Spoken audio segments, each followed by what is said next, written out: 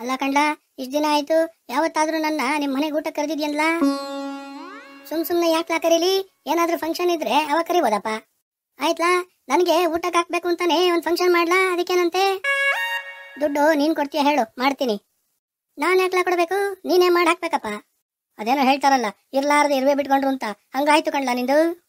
ಆಯ್ತು ಬಿಡ್ಲಾ, ನಾನೇ ಫಂಕ್ಷನ್ ಮಾಡಿ ಹಾಕ್ತೀನಿ ನಿಂಗೆ ಊಟಕ್ಕೆ. ನಾನು ಬರ್ಬೋದಾ ಊಟಕ್ಕೆ?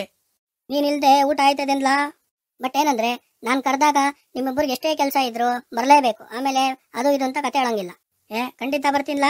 ಅಂದಂಗೆ ಏನ್ ಫಂಕ್ಷನ್ ಮಾಡ್ತಿದ್ಯಾ? ಅದು ನಮ್ಮೂರ್ನಾಗೆ ಒಂದು 100 ಫ್ಲೋರ್ ಇರೋ ಅಪಾರ್ಟ್ಮೆಂಟ್ ಕಟ್ತಾರೆ ಕಣ್ಲಾ. ಅದ್ರಾಗೆ 90ನೇ ಫ್ಲೋರು ನಾನ್ ತಗೋತಾ ಇದ್ದೀನಿ ನೋಡು. ಓಹೋ, ಲಿಫ್ಟ್ ಐತಾ ಅದ್ರಲ್ಲಿ? ಇಲ್ದೇ ಇರತ್ತೆಲ್ಲ, ಆ ಕಡೆ ಹೋಗೋದಿಕ್ಕೊಂದು, ಈ ಕಡೆ ವಾಪಸ್ ಬರೋದಿಕ್ಕೊಂದು ಕಣ್ಲಾ. ಆದ್ರೆ ಒಂದೊಂದು ಫ್ಲೋರಲ್ಲೂ ಲಿಫ್ಟ್ ನಿಂತು ನಿಂತು ಬರ್ತದಂತೆ ಮಗ. ವಾ, ಶಟಲ್ ಟ್ರೈನ್ ತರ. ಹೌದಲ್ಲ? ಹೌದ್ ಕಣ್ಲಾ. ಈ ಫಂಕ್ಷನ್ಗೆ ಬರೋರು ಲಿಫ್ಟ್ ಹತ್ತಿದಾಗ ಅಡಿಗೆ ಗಿಟ್ರೆ ಅವ್ರು ಬರೋ ಅಷ್ಟರಲ್ಲಿ ಅಡಿಗೆ ಆಗ್ತಿರುತ್ತೆ ನೋಡು. ಅಲ್ಲೂ ಏನ್ ಗೊತ್ತಾ, 100 ಜನಕ್ಕೆ ಕರೆದಿದ್ರೆ ಒಂದ್ 10 ಜನಕ್ಕೆ ಅಡಿಗೆ ಮಾಡಿದ್ರೆ ಆಯ್ತು ಮಗ. ಯಾಕ್ಲಾ, ಮಿಕ್ನಾದವ್ರು ಏನ್ ಮಾಡ್ಬೇಕ್ಲಾ?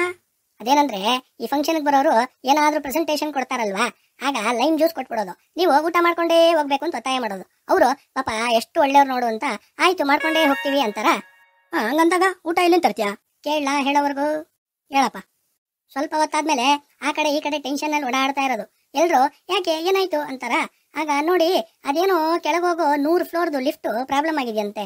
ಇನ್ನ ಅರ್ಧ ಗಂಟೆಯಲ್ಲಿ ರಿಪೇರಿ ಸ್ಟಾರ್ಟ್ ಮಾಡ್ತಾರಂತೆ. ಆಮೇಲೆ ನೀವೆಲ್ಲ 90 ಫ್ಲೋರ್ ಇಳ್ಕೊಂಡು ಹೋಗ್ಬೇಕಲ್ಲ ಅಂತ ಟೆನ್ಷನ್ ಆಗಿದೆ. ಅಡಿಗೆ ಬೇರೆ ಇನ್ನೂ ರೆಡಿ ಆಗಿಲ್ಲ. ಏನ್ ಮಾಡೋದು ಅಂತ ಯೋಚನೆ ಆಗಿದೆ ಅನ್ನೋದು.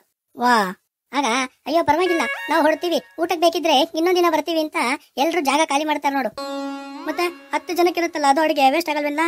ಅದು ಇಷ್ಟ ಹೇಳಿದ್ರು ಕೇಳ್ದಿರ ಇರ್ತಾರಲ್ಲ ನಿನ್ನಂತವ್ರು, ತಲೆ ಕೆಡ್ಸ್ಕೊಳ್ತಾ ಇರೋರು, ಅಂತವ್ರಿಗೆ ಹಾಕಿ ಕಳಿಸ್ತೀನಿ ಅಷ್ಟೇ.